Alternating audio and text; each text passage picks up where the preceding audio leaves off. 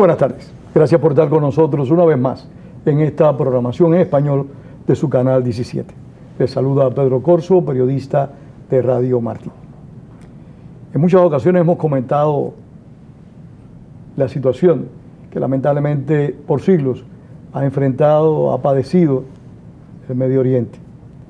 Hemos también en muchas ocasiones abordado el tema de la única democracia real que existe en esa parte del mundo, con sus defectos, con sus virtudes, con sus aciertos y desaciertos, pero Israel es una democracia sólida donde todos los ciudadanos, independientemente a su religión, tienen derechos. Para abordar el tema de Israel, la situación que enfrenta ante el Estado Islámico, el desarrollo nuclear potencial de Irán o real, y por supuesto las actuales relaciones Estados Unidos e Israel, hemos invitado a un viejo amigo de esta casa que lamentablemente no puede venir con la frecuencia que nosotros quisiéramos, a Juan Dirche, del Comité Judío Americano, director asociado. Juan, gracias por estar acá. Un gusto, Pedro, y gracias por seguir insistiendo con la invitación. Sí, es que hay que insistir contigo, que no paras, no estás aquí casi nunca y hay que aprovechar las oportunidades. Juan, para entrar en caliente, ¿cómo está en este momento la percepción del Estado de Israel, de la capacidad o de la potencialidad que tiene Irán de acceder a capacidad nuclear? Mira, sin lugar a dudas, el problema o la preocupación por el programa nuclear de Irán es hoy en día la preocupación más importante, pero no solo en Israel. Permíteme aclarar esto. Es la preocupación más importante en el Medio Oriente, porque un Irán nuclear no es simplemente una amenaza al Estado de Israel, es una amenaza a todo el resto de los regímenes árabes no chiitas en el Medio Oriente, que son en muchos casos aliados muy cercanos de los Estados Unidos, pero que están en una interna milenaria con los chiitas que gobiernan en Irán, porque son parte de lo que se llama los sunitas dentro del mundo musulmán. Y por ejemplo, Arabia Saudita, Jordania, Egipto, los países de los Emiratos del Golfo, o sea, países que son muy cercanos a Estados Unidos y países poderosos económica y políticamente poderosos también. Militarmente también, y que cumplen una función también dentro de la estrategia global de los Estados Unidos. Con lo cual, el tema de Irán no es un tema que solo le preocupa a Israel, es un tema que le preocupa a todos los aliados de Estados Unidos. Ahora, hay una diferencia, Juan, con tu permiso, y es que la preocupación de Israel en relación a la posibilidad nuclear de Irán está asociada a su subsistencia, a su sobrevivencia, porque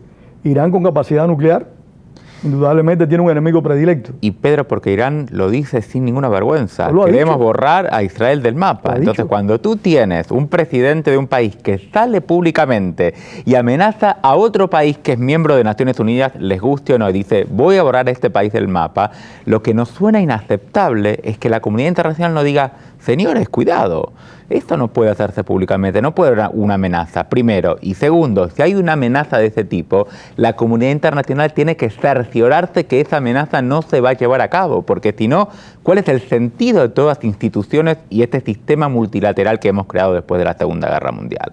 Aquí la gran preocupación, Pedro, es... Creo que el diario El Washington Post hace unos días sacó un editorial que lo plantea en forma clarísima. Y hay tres preocupaciones muy importantes. La primera es realmente qué es lo que se está negociando.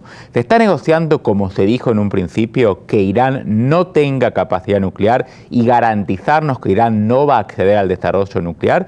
¿O se está garantizando que se le va a tolerar a Irán cierta capacidad nuclear siempre y cuando no pase de un determinado porcentaje? Segundo, ¿qué es lo que se está exigiendo de Irán como poder desestabilizador a nivel regional? Porque sabemos, Pedro, muy bien que el gran financista económico y el que gran le aporta armas a Siria y al terrible genocidio que está llevando a cabo Assad en Siria es Irán.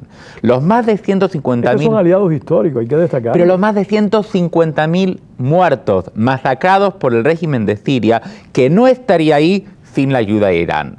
Tercera preocupación que plantea el Washington Post, ¿cuál es el rol del Congreso de los Estados Unidos? ¿Es la función del Congreso acompañar, revisar, supervisar cualquier acuerdo que se esté negociando en este momento con Irán, o es una atribución exclusiva del Poder Ejecutivo? La no participación del Congreso en este proceso, ¿no es de alguna forma una mala señal para el sistema democrático de los Estados Unidos, donde tanto el Congreso como el presidente tienen atribuciones de política exterior? Se podría entender, Juan, o se podría considerar así, de que nunca antes, en los últimos años desde que se fundó el Estado de Israel, ha habido una relación tan difícil entre los gobiernos israelíes y el gobierno de Estados Unidos? Yo no creo. Yo primero, cuando el Estado de Israel se funda en la década, fines de la década de los 40, la década de los 50, de los 60... El año 48, Unidos, ¿no? Exactamente. Estados Unidos no era el gran aliado de Israel. El gran aliado de Israel en ese momento era la Francia de Gaulle. Francia era el aliado número 1 de Israel. Israel miraba a Francia como su quizás padre protector o gran aliado, y para Francia Israel cumplía una función muy importante en un Medio Oriente donde había existido una presencia francesa que ya no existía más. Israel era la presencia de la moderación de la democracia. La relación con los Estados Unidos en forma como la conocemos hoy empieza a conceptualizarse en los años 70, precisamente en la guerra de Yom Kippur, y de ahí en adelante va fortaleciéndose. Ahora fíjate Pero lo que después pasa. de la guerra del Canal de Suez, entre Estados Unidos e Israel nos empieza ya a fortalecer la relación y Estados Unidos no empieza a suministrar recursos bélicos. Lo que pasa es que esto también tiene que ver con un cambio en Francia. Francia deja de ser la gran potencia post-imperio que conocimos, y entonces Estados Unidos va reemplazando ese papel. Pero es a partir del 73 cuando realmente se hace sólida la relación, mucho más cercanas estas relaciones, y luego obviamente que se fortalecen en la actualidad. Pero yo creo que primero, la relación de Estados Unidos y de Israel hoy no es una cuestión que depende de un partido político, de un presidente. ¿Por qué? Porque no está basada simplemente en principios estratégicos o en intereses compartidos. ¿Usted cree que está constitucionalizada? Está basada en valores. Está basada en valores que son los valores centrales, tanto para los Estados Unidos como para Israel, que es la democracia, la diversidad, la tolerancia a las minorías y la presencia de un mundo libre. O sea, no nos tenemos que olvidar que el único enclave libre en el Medio Oriente, fíjate qué paradójico que es esto, el único país del mundo donde los árabes del Medio Oriente votan democráticamente, ¿dónde es? Sí, señor, en Israel. Entonces, eso es una realidad. Es una realidad. Donde los árabes tienen su propia administración, tienen sus propias oportunidades, dirigen sus aldeas, sus pueblos. Votan en el Parlamento. O sea, tienen representantes en el Parlamento. Tienen representantes en el Parlamento, representantes que en muchos casos son tremendamente críticos del gobierno de Israel y en otros casos son partes de coaliciones. Pero el único país del Medio Oriente donde un ciudadano árabe vota realmente democráticamente es en Israel, no hay otro. Es una paradoja. Es una paradoja. El mayor nivel de desarrollo económico y educativo del mundo árabe para los ciudadanos de a pie está en y tengo entendido también que el nivel de vida general del árabe en Israel es muy superior al del resto del nivel de vida en muchos países contemporáneos. Y el nivel por ejemplo, el nivel que las mujeres alcanzan dentro de la sociedad árabe, porque es un reflejo de lo que pasa en la sociedad israelí en general, donde la mujer tiene un papel de absoluta igualdad con respecto al hombre, algo que obviamente no vemos ni en Arabia Saudita, ni en los estados del Golfo, ni en Jordania, ni en ningún otro país, donde siempre la mujer ocupa un lugar en una categoría mucho más inferior. Entonces, las relaciones de Estados Unidos con Israel están basadas en estos principios y en estos valores que son compartidos. Sin lugar a dudas, hay afinidades personales entre presidentes, entre administraciones, entre gobiernos y entre ministros, como existen en todas las administraciones del mundo. Quizás lo que hoy estamos viendo es que estas diferencias personales son más públicas de lo que eran en otro momento, y con la proliferación de Wikileaks y de todos. Juan, no solo diferencias personales, hay declaraciones también de funcionarios del gobierno de Estados Unidos donde se critica la posición de Israel. Ayer el secretario de Estado Kerry declaró que aparentemente el presidente Netanyahu, el primer ministro Netanyahu, no entendía el tipo de negociación que Estados Unidos estaba llevando a cabo con Irán. La representante del Consejo de Seguridad Nacional, Rice, si no me equivoco, hizo declaraciones similares, quizás un poco todavía más fuerte en relación a Israel y su gobierno que el propio secretario de Estado. Yo creo que el problema aquí es la importancia que tiene para Israel el tema de Irán. Si hay un país, como dijimos antes, que está en la primera línea de amenaza con respecto a la unidad nuclear, es Israel. Para Israel, el problema de un Irán nuclear es una prioridad absoluta. Y cuando el gobierno quizás no tiene los elementos o la información de qué es lo que se está negociando, hay que entender la ansiedad que esto genera. Porque cuando un Hitler en su momento venía con un plan político y nadie le creía, y todos decían, bueno, vamos a concederle porciones de Europa para tranquilizarlo y vamos a ver que como con esto te va a tranquilizar. Y al final todo eso fracasó. Y no nos olvidemos que Corea del Norte también en su momento era parte de un proceso donde no se iba a desarrollar el armamento nuclear. Y Corea del Norte se convirtió en una potencia nuclear. Entonces, imagínate las garantías y las preocupaciones que siente el ciudadano israelí o el gobierno israelí de no poder controlar esta situación que realmente es una amenaza existencial. ¿Está ganando tiempo Irán?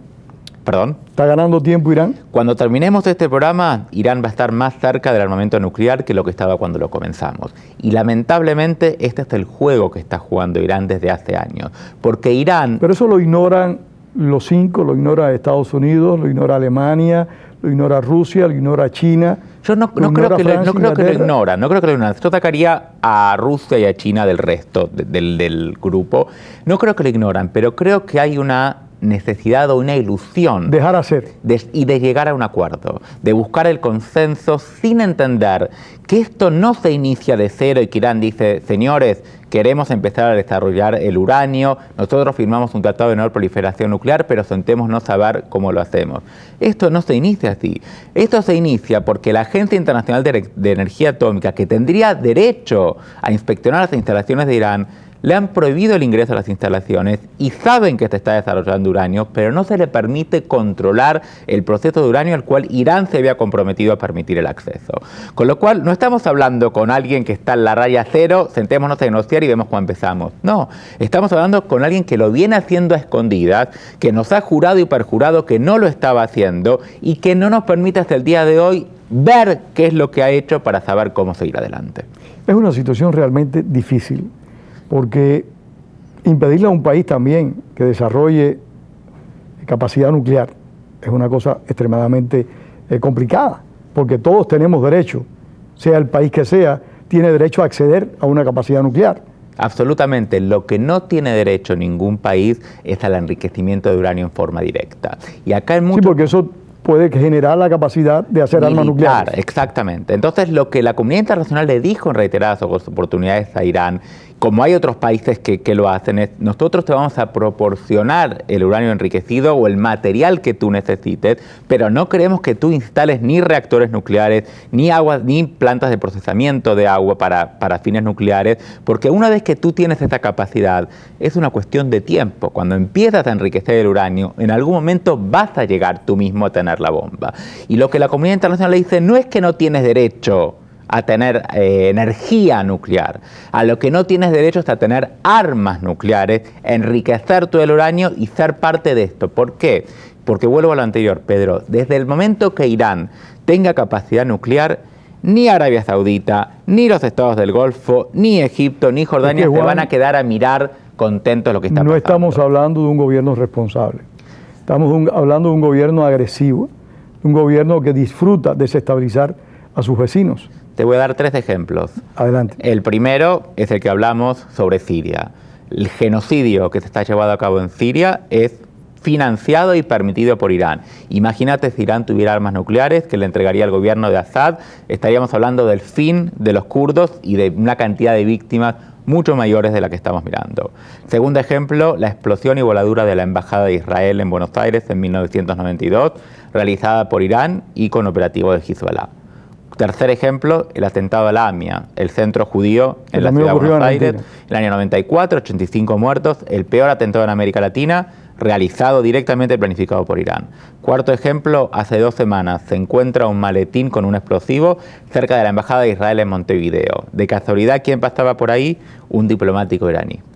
Entonces, y esto es solo una parte de lo que sabemos y lo que vimos Irán. Olvidémonos el intento de atacar aquí al embajador en Arabia Saudita en Washington. O sea, estamos hablando de un régimen que no solo ha declarado públicamente sus intenciones, sino que ha comprobado que la promoción del terror es parte de sus objetivos políticos. Juan, ¿qué puede hacer Israel? O sea, más allá de la próxima visita del primer ministro Netanyahu a los Estados Unidos, donde va a hablar ante el Congreso, que ha generado una seria controversia entre los partidos, entre los líderes políticos de este país. ¿Qué más puede hacer Israel más allá del discurso del premier? Yo creo que Israel primero tiene que sonar esa alarma de alerta en forma muy clara. Y yo creo que aquí el Congreso de los Estados Unidos entiende este peligro, creo que la población americana también entiende este peligro. Lo que hay que hacer es cómo trasladar este peligro en una visión que no lleve a firmar un tratado por, como dijimos antes, por las ansias de firmar un tratado en sí. Es mejor no firmar un tratado que firmar un tratado y que no nos garantice que Irán no tenga armas nucleares, porque si se firma un tratado así, el mundo no va a ser mejor ni más seguro. Y los objetivos de firmar este tipo de tratados son garantizarnos que el mundo sea más seguro. Con lo cual, la primera alerta es esa, no firmar un tratado a menos que nos garantice que tenemos control de la situación. Un control, por otra parte, Pedro, que las potencias se han ganado a través de la implementación de sanciones.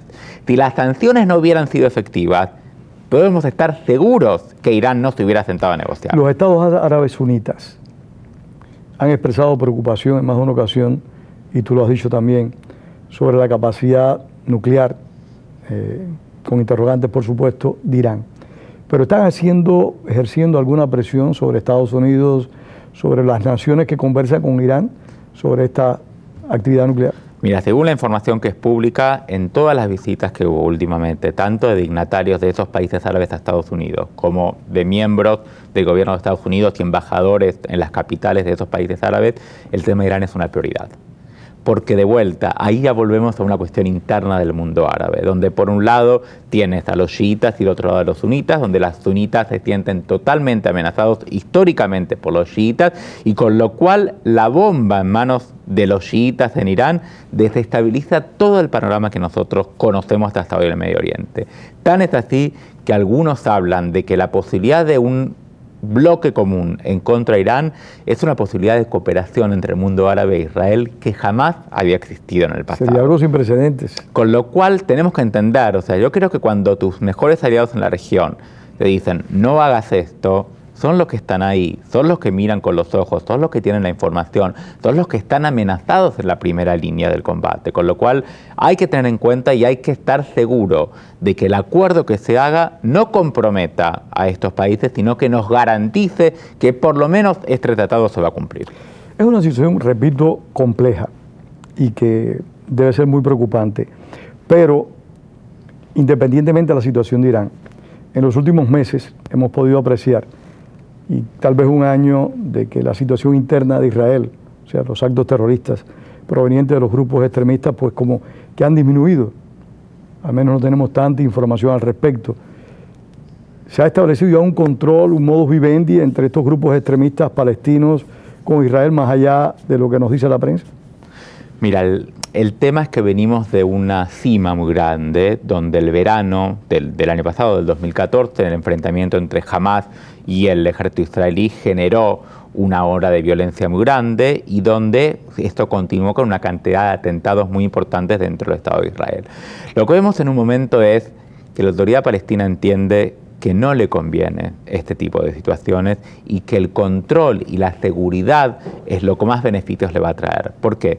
Primero, porque la población palestina cuestiona también el liderazgo palestino, con lo cual este tipo de atentados que no traen ningún beneficio político ni ningún mejoramiento en la calidad de vida no sirven para nada. ¿Y Hamas está respondiendo a la autoridad palestina? Hamas está manejando la Franja de Gaza de la misma forma que lo manejaba. Lo que pasó es que luego de la incursión de Israel, cuando se detectaron esos túneles y se eliminó gran parte del problema, Hamas ve que su arsenal ha sido disminuido, sus terroristas, muchos han sido aniquilados, con lo cual el golpe fue muy duro para Hamas. Y en este momento está en un proceso de tratar de recomponer una estructura que la perdió durante el verano. La gran pregunta es, no qué pasa con Hamas, porque Hamas sabemos que es una organización terrorista, brazo de la hermandad musulmana que en su momento gobernó Egipto y que su objetivo es la instalación de un Estado islámico. Fíjate que está interesante, Pedro. Hay muchos que dicen que Hamas representa al pueblo palestino. Es mentira. Hamas es una ideología religiosa que lo que quiere es la instauración. Es fundamentalista también. La instauración lo que no era de hacer Arafat. Absolutamente. La instauración de un sistema religioso donde todo sea Islam y que es un sistema premoderno donde no existe el concepto del Estado.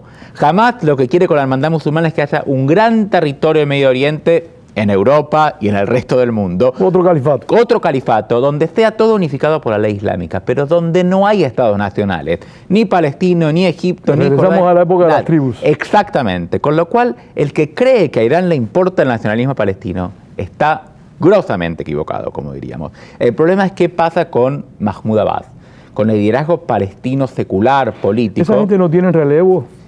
Esta es una muy buena pregunta. Primero porque ya no es legítima la autoridad de Mahmoud Abbas, porque fue elegido por un pedido, ese pedido ya pasó, no hubo más elecciones, porque saben que si hay elecciones quizás no se mantienen en el poder. La pregunta es, ¿dónde está la generación de relevo? ¿Y dónde están los líderes, primero, que condenan el terrorismo islámico? Y eso es algo que vemos constantemente. ¿Por qué no salen en forma masiva los líderes musulmanes moderados a condenar a ISIS, a condenar a Hamas, a condenar a Hezbollah? Y el segundo tema es líderes con carisma. Porque Mahmoud Abbas sabemos que no tiene el poder político. Es un funcionario, Abbas es un funcionario, no tiene liderazgo. Es un funcionario, pero la pregunta es entonces, ¿con quién puede Israel hacer la paz? Si Hamas, no, porque no le interesa. Y Mahmoud Abbas no asume el compromiso político. ¿Y cuál es el compromiso ¿Tiene político? Israel generación de relevo en política? En Israel estamos viendo una generación que quizás el primero fue Ehud Barak y Benjamin Netanyahu, que son los que nacieron una vez que existió el Estado de Israel, que es el relevo de los famosos Rabin, y Ben-Gurion, y Begin, y Shimon Peres, que acaba de finalizar su cadencia como presidente. Pero lo que no vemos en la autoridad palestina es el compromiso político. ¿Y cuál es el compromiso político? Si yo a ti te prometo durante 50 años que te voy a regalar 100 manzanas y cada día te digo, te aseguro que te voy a regalar 100 manzanas, después no veo venir a decirte, en realidad te voy a regalar 44, porque yo te generé la expectativa que te iba a dar las 100. Lamentablemente en el liderazgo palestino no hay nadie hoy con el caudal político de decirle al pueblo palestino, el territorio hay que dividirlo. Una parte va a estar para los judíos y otra parte va a estar para los árabes. Pero dentro de esa división va a haber que conceder también territorios. Y hasta que yo no te diga, ¿sabes qué? No te voy a dar las 100 manzanas, te voy a dar 44. No puedo dispararme ante ti porque tú me vas a reclamar las 100 manzanas. Y este es el problema, que no hay un liderazgo político que pueda asumir que el sueño de las 100 manzanas no existe. Realmente se aprecia una crisis en el mundo palestino, evidentemente por problemas de gobernabilidad, pero también la representatividad a la que tú haces referencia.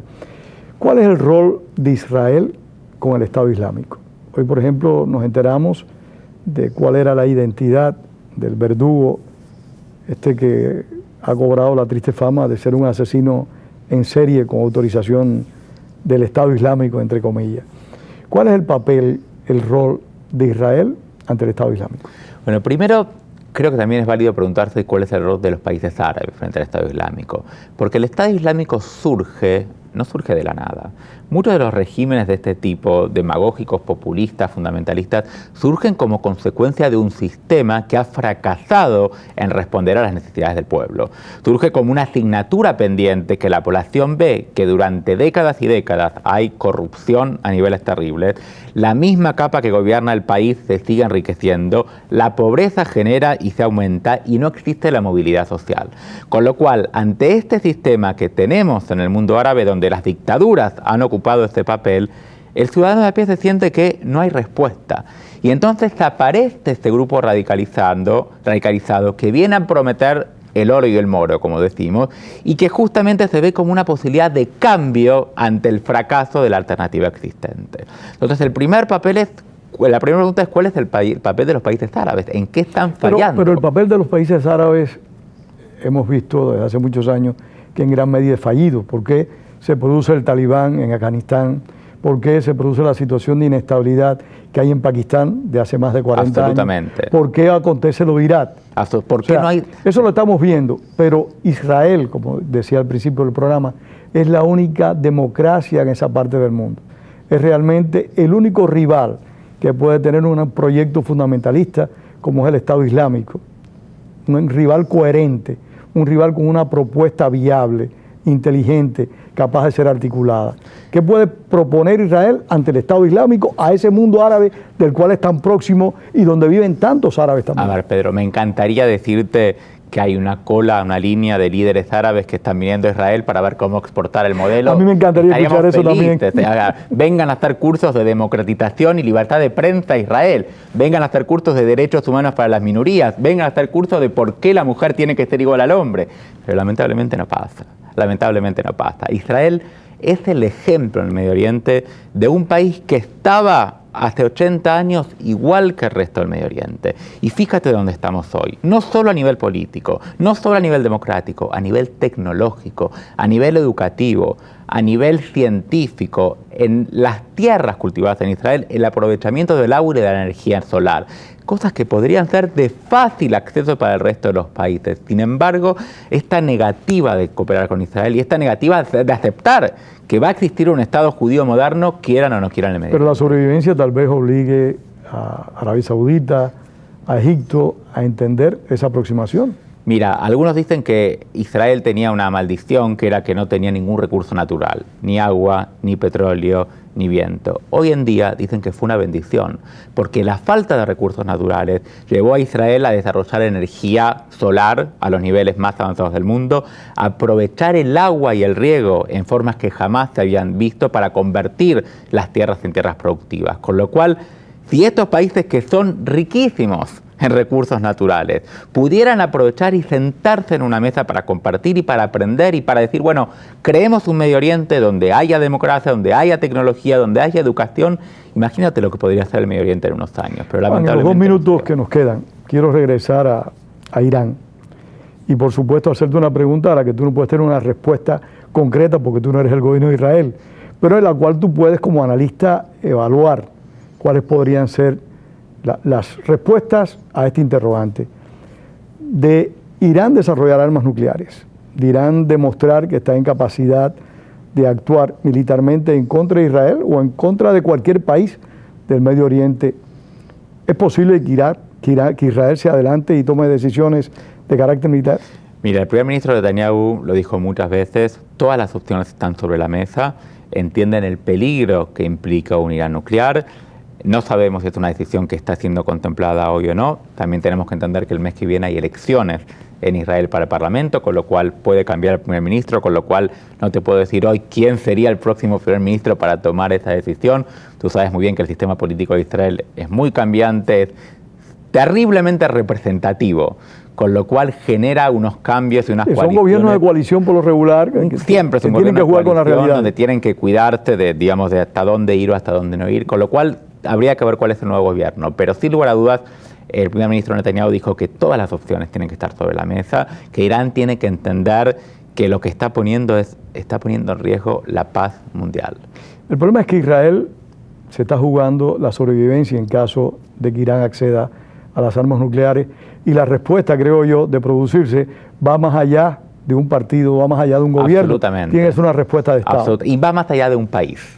Va más allá de un país. Acá hay un consenso entre los países de la región que un Irán nuclear es una amenaza para todos. Sin duda alguna, yo considero también que es una amenaza para todo el mundo, no solo para Israel, hasta para nosotros que estamos aquí tan lejos. Es una amenaza. Gracias, Juan Dirce. Un gusto. Gracias por haber estado acá. Gracias a ustedes por haber compartido con nosotros esta tarde de domingo. Les esperamos el domingo que viene. Y recuerden, como decía el apóstol José Martí, la palabra es para decir la verdad, no para encubrirla. Tengan todos muy buenas tardes. Juan.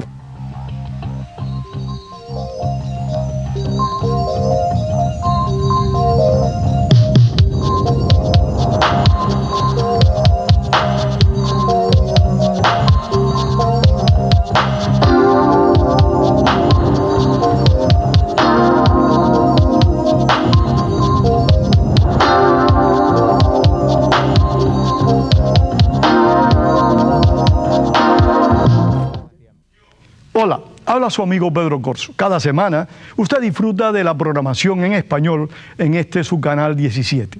Esto no sería posible si no es por la ayuda financiera que usted le da a este canal 17. Envíe a este canal hoy P.O. Box 12500 Miami, Florida 33101.